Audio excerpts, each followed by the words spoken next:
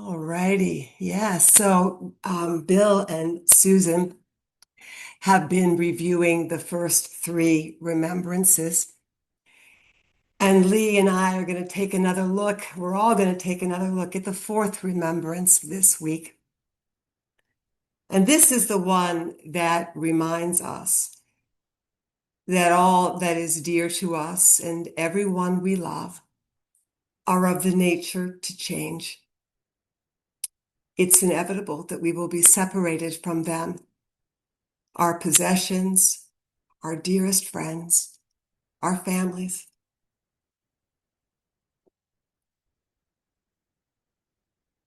I'm going to invite you, only if it feels right, to write the name of someone whom you've loved, who's no longer here with you today. If you could put it in the chat, I'm going to put my father in the chat. His name is Jack.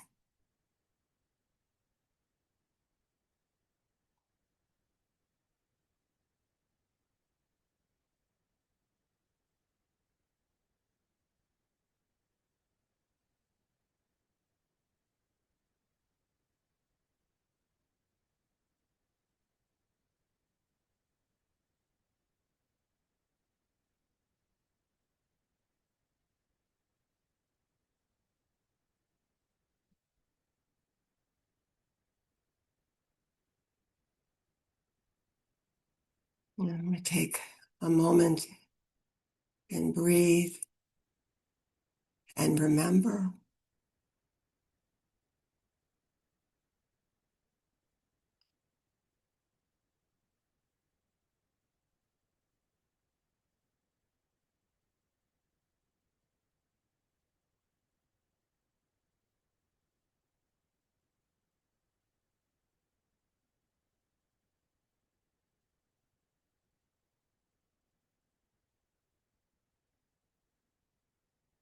And take a moment, please,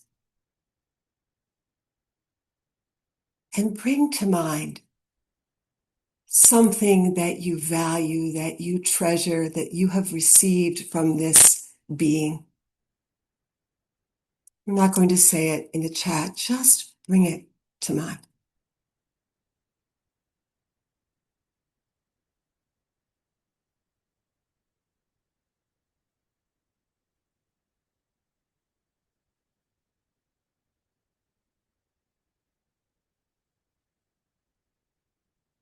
The fourth remembrance reminds us to love without clinging. And this is so easy to say. I find it sometimes very difficult.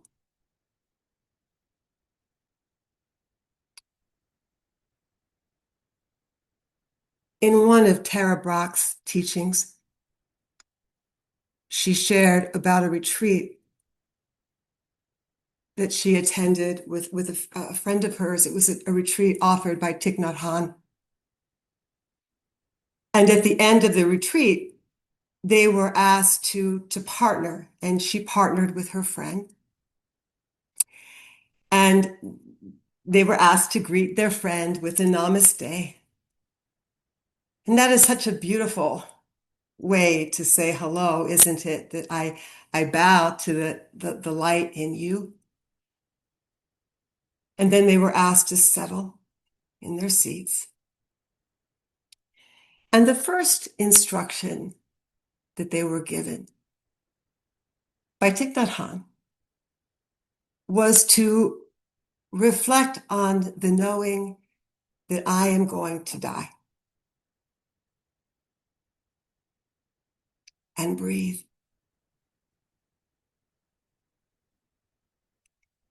And then they were asked to reflect on the knowing that that person sitting across from them is going to die. And breathe.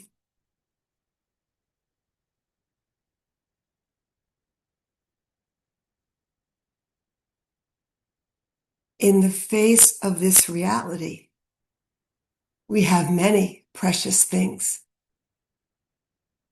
We have this moment, we have presence,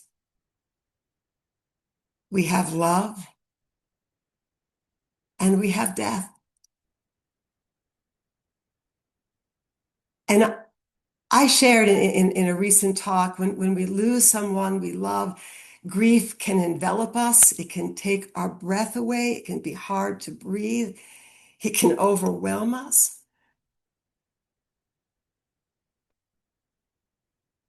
Let's consider grief and gratitude. Grief and gratitude may seem like an unlikely couple, yet they arise from the same source: love. Love. We grieve because we have loved. We feel grateful because we have loved. The deeper the love, the greater the capacity for both grief and gratitude. So I'm asking all of us to reflect on the relationship between grief and gratitude in your own personal life. When we first experience loss, our attention is riveted to what is missing, to what is absent. This is so painful. Over time, and we need to give time as we ride the waves of grief. Gratitude gently, slowly shifts our attention toward all the things we have received. Like how my dad made me laugh. Gratitude doesn't diminish grief. I miss my dad so much. And I am very thankful for all the laughter. Both can be true at the same time, and both are true. Gratitude is not forgetting, it is remembering with an open heart. When we recall someone's kindness or laughter, influence, we discover that although the relationship has changed, it has not disappeared. The love continues to live within us. Gratitude allows us to carry people with us rather than simply leave them behind. Gratitude doesn't diminish loss, but it does begin to shift our relationship. Perhaps it allows a little more spaciousness, more softness on the sharp and painful edges of grief. In time, it can lift and widen our gaze. It can lift and widen our gaze. I sometimes picture grief and gratitude walking side by side like old friends. Grief deepens gratitude. When we truly know that every conversation could be the last, every hug becomes more precious. And I sometimes think of death as my advisor, not in a macabre way, but just kind of there saying, maybe you want to offer a little more encouragement. Maybe you don't want to say that wise comment to let that person know how smart you are.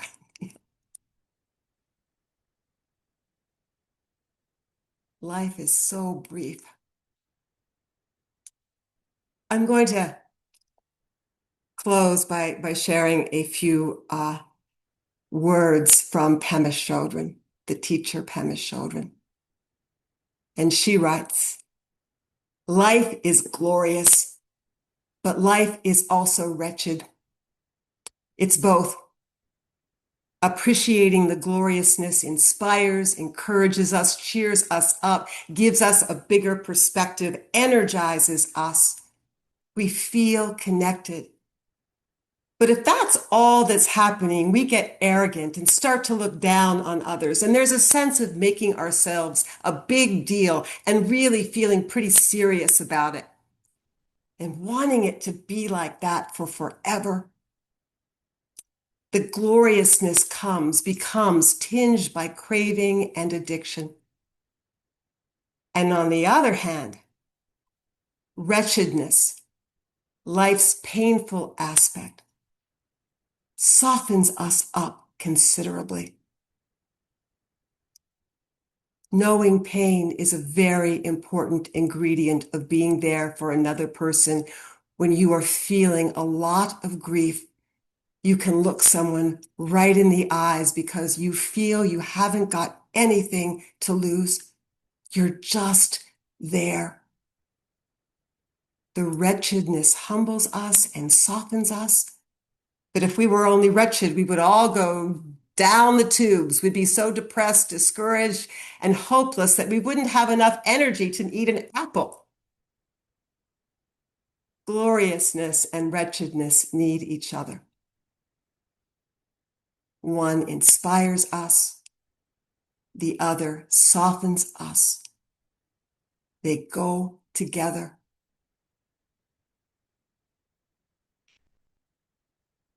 Our practice doesn't protect us from grief, but it helps us to meet the losses with an unguarded and generous heart. Thank you all for listening. Thank you for being here. Now we get to practice. So let's take this time, this precious time here right now,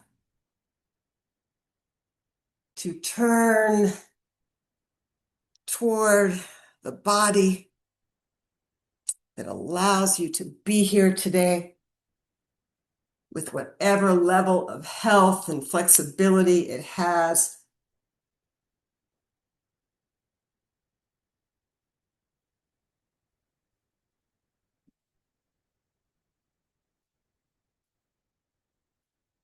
And just notice what you need.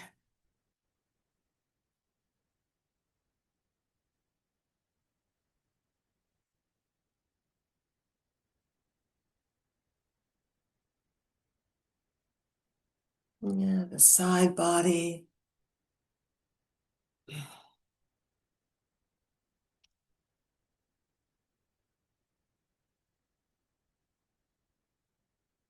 And notice, do you need to sit, stand, walk, lie down? Whatever posture is supporting you today feels good for you today and right for you. I sometimes just sway into my posture. And if the eyes aren't closed, you might close them softly. And if open, downward, gentle gaze.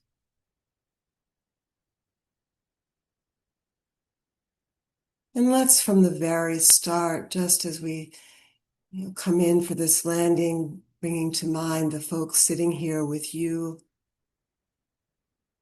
and all the dear ones who have touched their hearts, your hearts, our hearts. And we do this to feel the uplift of Sangha, of connection. And if helpful, please take some slower, deeper, deliberate breaths.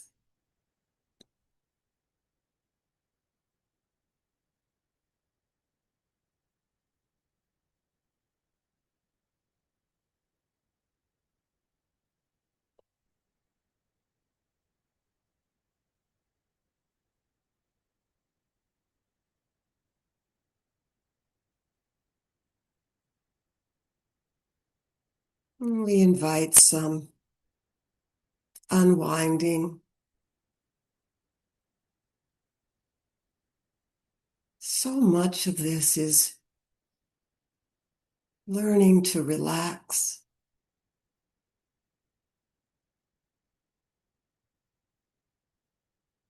allowing the body to relax and unwind.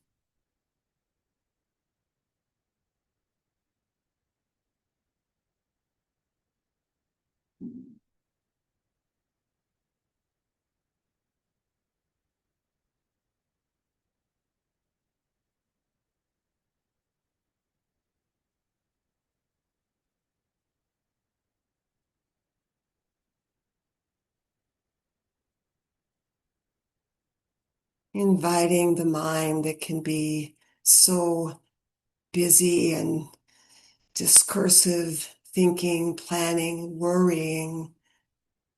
Oh, that mind, you too can relax.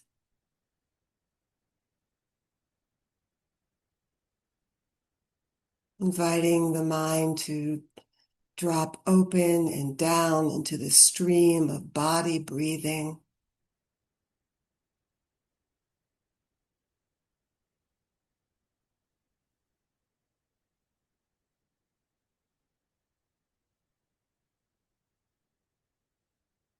Kind, caring attention to however it is for you, however it is.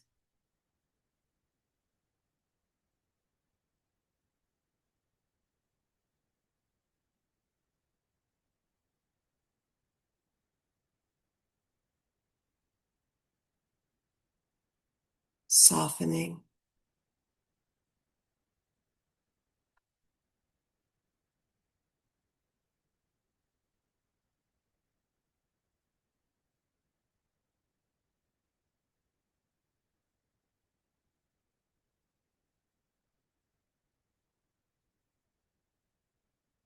And allowing.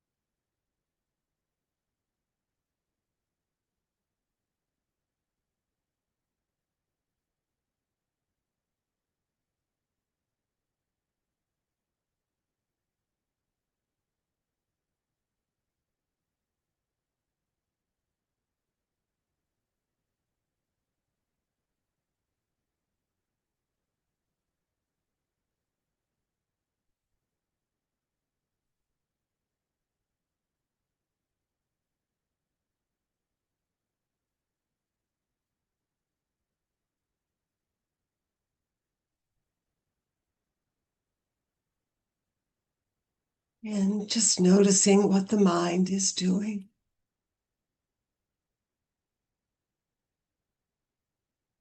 And allowing the physical breath to invite you back to presence.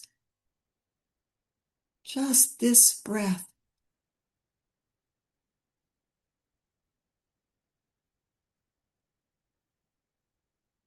This body breathing.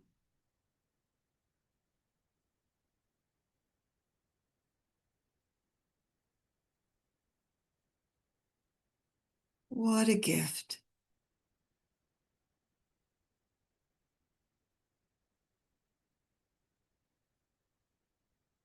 And softening a little more.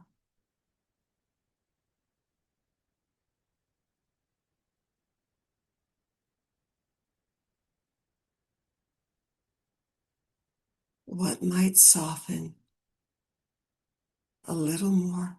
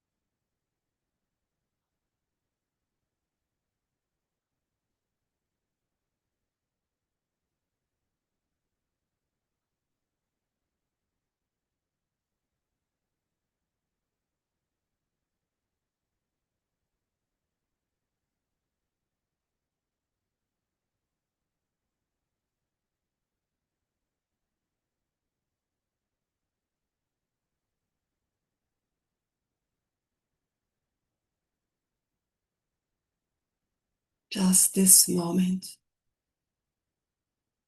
as it is and as you are.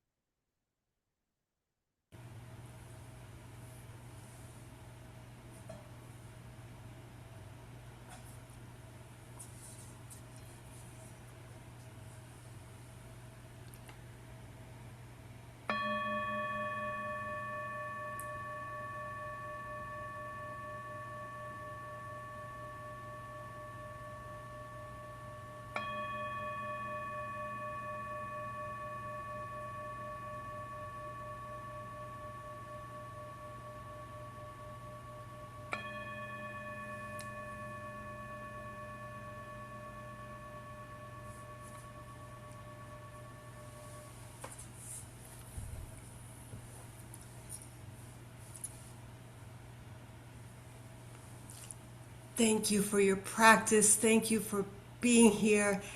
And let me turn that off. Can you unmute so we can hear our goodbyes? Oh, good, good, Yes. good. Thank you so much. Thank Thank you, you. Jay. Bye. Thank you, Bye. Jay. Thank you. Bye, Thank you, everybody. Good everyone. day. Bye-bye. See you tomorrow. Thank Take you, good care. Jay. Thanks so Bye, much. Bye, my Janet. dear. Bye. Bye. Bye, Andrew. I thought Yes. maybe you Bye. would be at the August 1 Me too. Morgan retreat. Bye, It's tomorrow. everybody. I Have think a it's good day. tomorrow. Bye bye.